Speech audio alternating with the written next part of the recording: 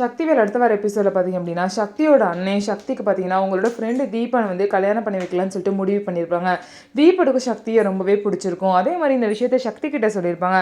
ஆனால் சக்தி பார்த்தீங்கன்னா எனக்கு கல்யாணத்துலலாம் இன்ட்ரெஸ்ட் இல்லை, என்னை விட்டுருங்க அப்படின்னு சொல்லிடுவாங்க.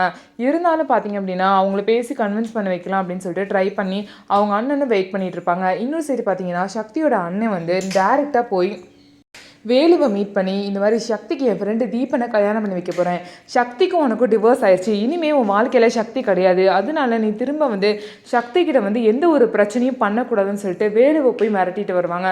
உடனே வேலு சக்தி மனசில் நான் மட்டும் தான் இருக்கேன், என்னை மாரி சக்தியை வந்து யாருனாலையும் கல்யாணம் பண்ணிக்க முடியாது, கல்யாணம் பண்ணிக்க விடவும் மாட்டேன், சக்தியும் பண்ணிக்க மாட்டான்னு சொல்லிட்டு வேலு வந்து சொல்கிறாரு.